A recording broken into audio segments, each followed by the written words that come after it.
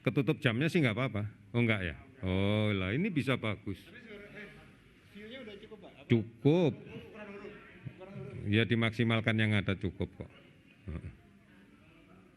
Nanti kalau nggak kebaca Pak Ari suruh baca.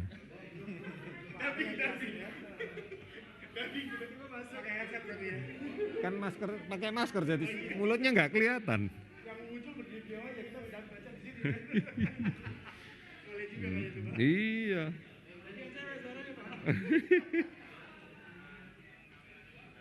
Bapak nyaman pakai masker atau nggak pakai? Iya dong. Kan Nggak pakai juga nggak apa-apa. jangan nanti kan kampanyenya suruh pakai masker.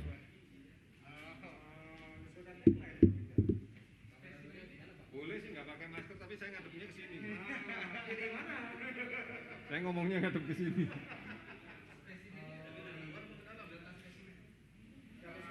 Iya Pak, berapa Pak? Boleh Pak? Apa? Dari maaf ya Pak. Iya.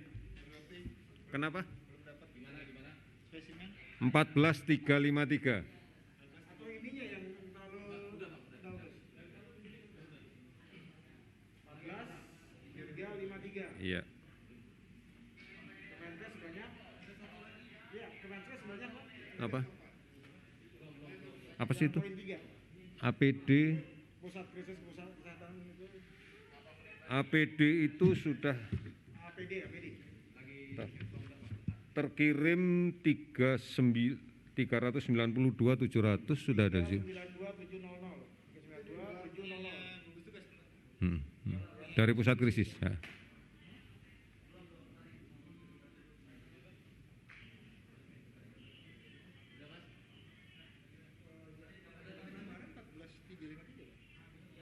Sama. Hari ini belum ada penambahan. Enggak mesti. Ya, ini data yang saya terima itu. Jadi spesimennya masih refresh.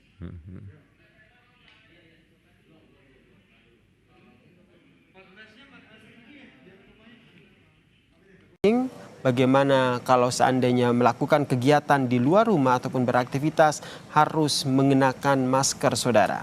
Selain itu juga terkait dengan perkembangan penggunaan ataupun pelaksanaan rapid test juga kerap disampaikan, di mana pelaksanaan rapid test ataupun tes massal ini, tes cepat juga terus gencar dilakukan oleh pemerintah, tidak hanya di DKI Jakarta, namun alat rapid test yang telah tiba juga telah didistribusikan ke sejumlah provinsi untuk sesegera mungkin Pemprov di daerah tersebut melakukan rapid test sehingga dapat diketahui bagaimana penyebaran dari virus corona di Indonesia. Dan tentu saja yang selalu ditekankan bahwa rapid test ini tidak menegakkan diagnosa. Ketika seseorang dinyatakan positif COVID-19 melalui rapid test, yang bersangkutan harus melakukan pemeriksaan lanjutan seperti swab gitu, pemeriksaan lebih detail untuk mengetahui apakah betul-betul yang bersangkutan positif COVID-19 atau positif terdampak virus corona atau tidak, saudara. Kita masih menunggu bagaimana pernyataan yang nantinya akan disampaikan oleh Ahmad Yuryanto selaku juru bicara pemerintah untuk penanganan COVID-19 di Indonesia, saudara. Saudara-saudara, selamat sore. Pada kesempatan ini kami akan menginformasikan beberapa hal terkait dengan upaya kita bersama untuk memerangi COVID-19 yang sekarang menjadi pandemi di seluruh dunia. Secara mendasar, pemerintah telah menyusun strategi untuk pemberantasan COVID-19 ini. Di antaranya, yang paling mendasar adalah mencegah terjadinya penularan baru di tengah-tengah masyarakat. Oleh karena itu, maka sejak awal, physical distancing menjadi kunci sukses di dalam pelaksanaan pengendalian penularan COVID-19 ini. Saat ini dirasa perlu oleh pemerintah untuk kemudian memperkuat physical distancing ini, karena dalam beberapa hari terakhir kita masih mendapatkan ketidakefektifan pelaksanaan ini akibat disiplin yang masih belum kita bangun bersama-sama di tengah masyarakat. Oleh karena itu, pemerintah kemudian memberikan kesempatan kepada pemerintah daerah untuk mengajukan pembatasan sosial berskala besar di dalam kaitan untuk meningkatkan efektivitas physical distancing. Tujuan dari pembatasan sosial bukan dimaknai melarang, tapi membatasi. Karena kita sama-sama pahami faktor pembawa penyakit ini adalah manusia. Oleh karena itu, sebaran penyakit ini akan sejalan dengan aktivitas sosial manusia itu sendiri. Oleh karena itu, perlu untuk kita batasi. Mengapa dibatasi? Karena kita yakini banyak kasus positif tanpa gejala. Kasus positif COVID-19 dengan gejala yang minimal, sehingga secara subjektif dirasakan tidak ada gejala yang masih berada di tengah-tengah kita. Dan kemudian masih banyak kelompok masyarakat yang rentan, yang mengabaikan physical distancing, mengabaikan untuk menjaga jarak, mengabaikan untuk tidak rajin mencuci tangan, sehingga akibatnya adalah penularan yang terus-menerus terjadi. Strategi dasar ini kita perkuat dengan gerakan masker untuk semua. Kita wajib menggunakan masker manakala berada di ruang publik, manakala ada di luar rumah. Karena kita tidak pernah tahu bahwa orang yang di sekitar kita apakah menderita COVID-19 tanpa keluhan, tanpa gejala, atau yang kita sebut dengan orang tanpa gangguan. Oleh karena itu, dengan semua memakai masker, kita yakini kita akan menjadi tidak rentan terhadap penularan COVID-19 ini. Strategi yang kedua yang dilaksanakan adalah melakukan penelusuran kontak dari kasus positif yang kita rawat. Kita harus mewaspadai betul kelompok-kelompok yang potensial menjadi sumber penularan. Di antaranya adalah kontak dekat kasus positif yang kita rawat, kemudian risiko pada tenaga kesehatan yang merawat penderita COVID-19, dan pada masyarakat di daerah di mana kasus COVID-19 ini sangat banyak kita temukan. Inilah gunanya kemudian pemerintah menentukan kebijakan untuk melakukan screening, untuk melakukan pemeriksaan penapisan dengan menggunakan metode rapid test. Pemeriksaan rapid test oleh pemerintah sampai dengan saat ini sudah didistribusikan lebih dari 450.000 kit ke seluruh Indonesia. Tujuannya adalah untuk melakukan penyaringan, penjaringan kasus penelusuran kontak pada tenaga kesehatan dan pada komunitas di mana di daerah tersebut didapatkan banyak sekali kasus positif. Ini strategi awal yang dilakukan terkait dengan pemeriksaan tes.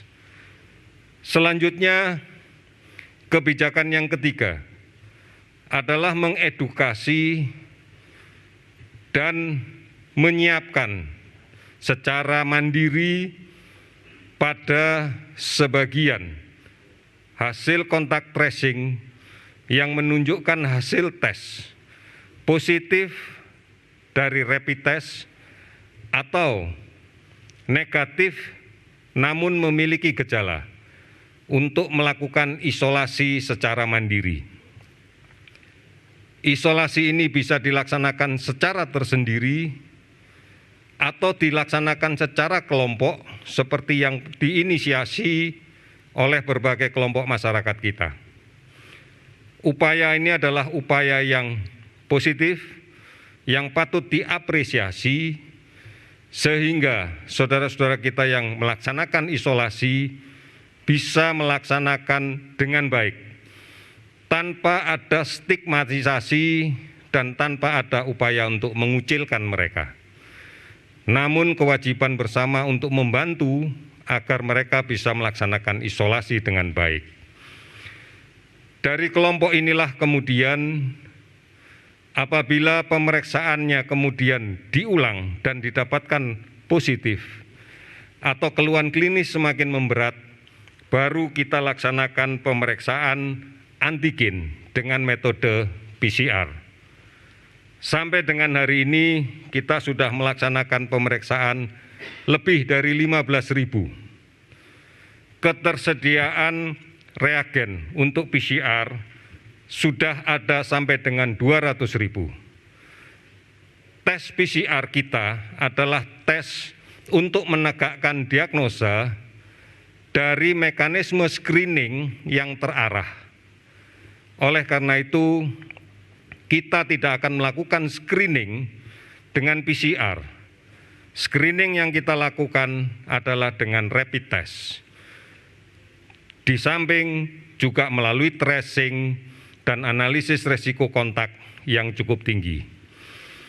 Inilah efektivitas penggunaan PCR kita, sehingga persentase positif PCR dari pemeriksaan yang dilakukan relatif tinggi. Karena PCR tidak kita lakukan dengan metode acak, tetapi terpilih dan terstruktur, dimulai dari awal. Selanjutnya, tahapan yang terakhir adalah melaksanakan isolasi rumah sakit. Ini dilakukan manakala isolasi mandiri tidak mungkin dikerjakan, karena ada tanda klinis yang membutuhkan layanan definitif di rumah sakit. Termasuk kemudian kita membangun rumah sakit darurat untuk COVID-19, baik yang berada di Wisma Atlet maupun yang kita bangun di Pulau Galang. Dan sudah barang tentu beberapa daerah juga akan melakukan hal yang sama dalam rangka untuk melakukan isolasi kasus positif dengan klinis ringan sampai dengan sedang yang tidak mungkin melaksanakan isolasi mandiri. Puncaknya adalah rumah sakit rujukan untuk penanganan kasus COVID-19 dengan keluhan sedang berat. Dengan keluhan sedang berat yang membutuhkan alat bantu yang spesifik, termasuk ventilator. Strategi ini kita lakukan dalam rangka untuk mengefektifkan, mengefisienkan, dan tepat sasaran pada saat kita menggunakan sumber daya yang kita miliki. Inilah saudara-saudara sekalian langkah yang kita lakukan dan akan konsisten kita lakukan terus-menerus. Kemudian sampai dengan saat ini sudah lebih dari 679.000 APD diadakan. Stok masih tersisa lebih dari 500.000. 200.000 segera kita distribusikan. Hari ini pun sudah ada pengiriman ke beberapa provinsi di Sumatera.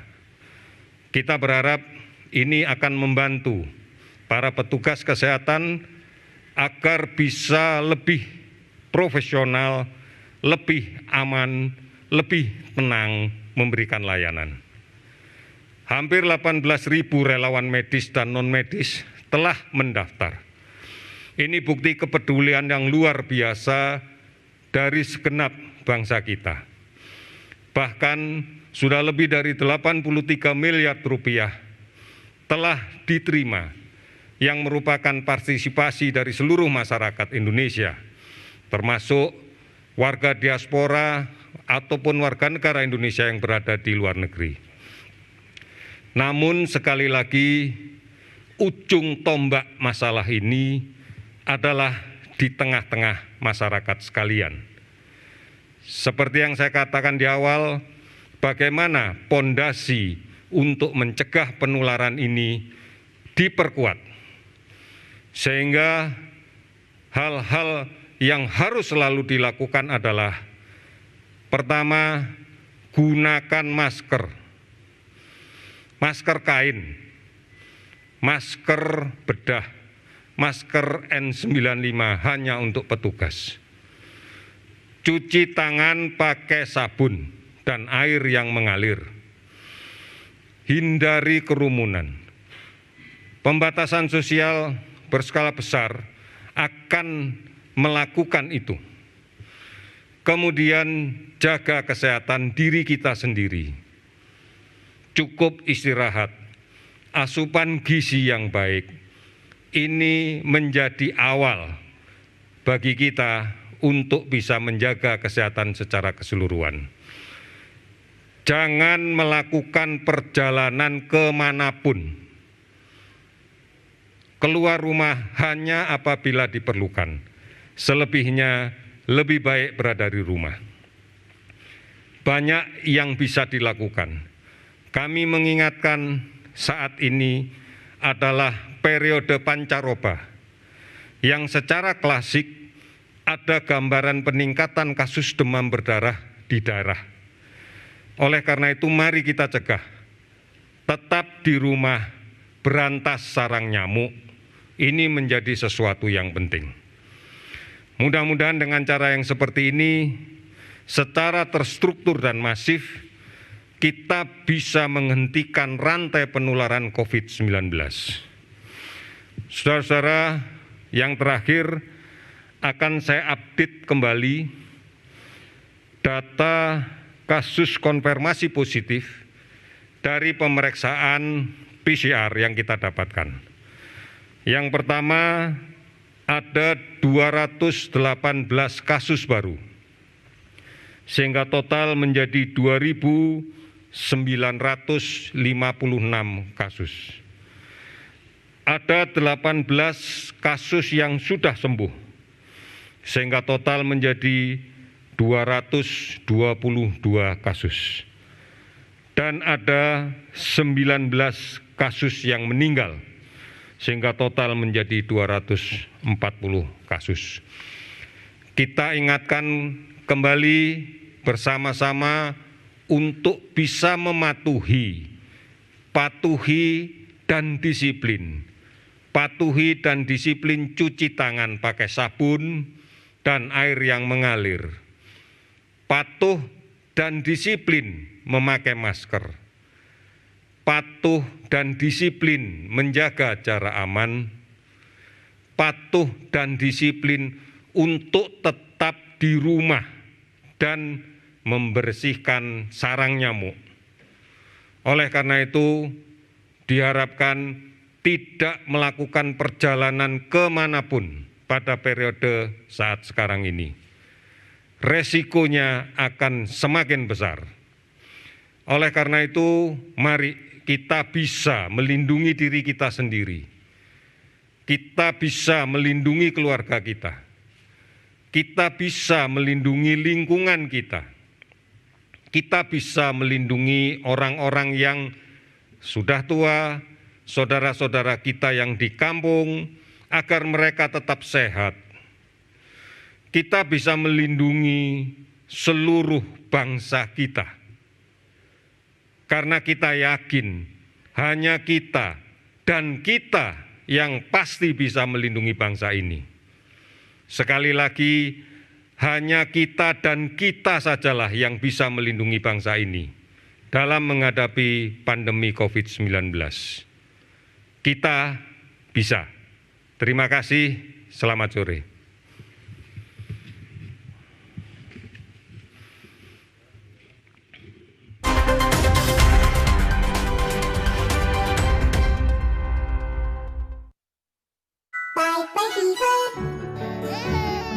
Bye Bye Fever dengan teknologi hidrogel Jepang dan daya lekat lebih kuat.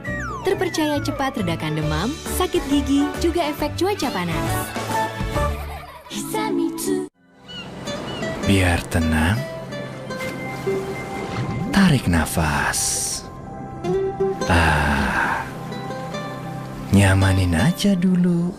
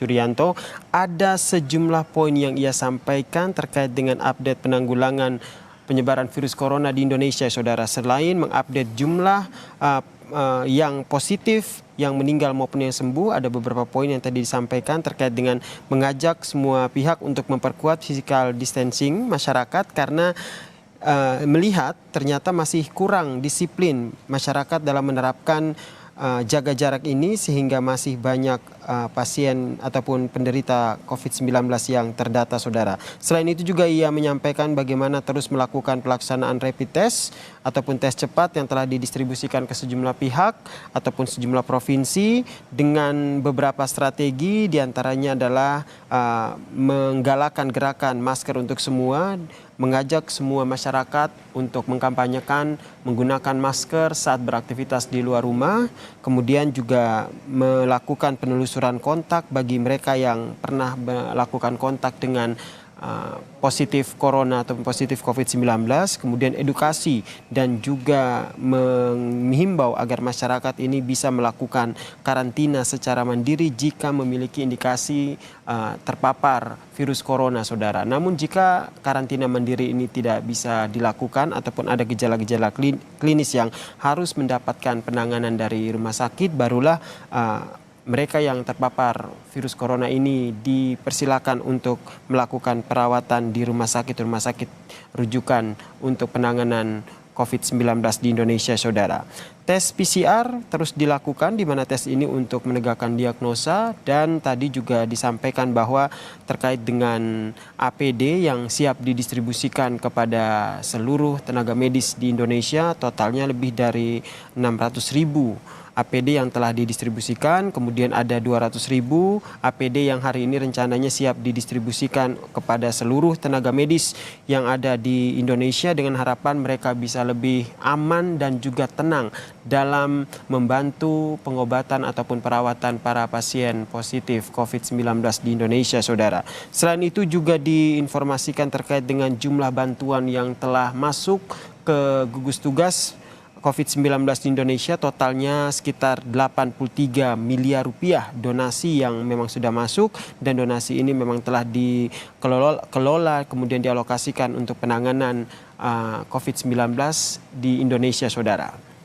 Itu tadi beberapa poin yang disampaikan oleh Ahmad Yuryanto, dan dalam konferensi pers ini Ahmad Yuryanto berkali-kali menekankan kepada kita semua untuk selalu menjaga jarak saat berinteraksi, kemudian selalu rajin mencuci tangan dengan sabun dan juga air mengalir saat selesai melakukan sebuah kegiatan, dan juga menggunakan masker saat beraktivitas di luar rumah, saudara. Dan yang Anda saksikan di layar kaca Anda adalah update kasus corona di Indonesia 8 April 2020, ada 2.956 yang positif, kemudian ada peningkatan dari pasien yang sembuh, ini kabar baik untuk kita semua, menjadi 222 sembuh, kemudian yang meninggal dunia 240 pasien, saudara. Terkait dengan perkembangan terkini penanganan corona di Indonesia masih akan kami sampaikan dalam program Kompas TV selanjutnya, yaitu program Kompas Petang yang akan disampaikan ataupun yang akan dibawakan oleh Riko Anggara dan juga Cindy Sestiarani. Saya Yasir Nene Ama menutup Breaking News Kompas TV. Terima kasih, sampai jumpa.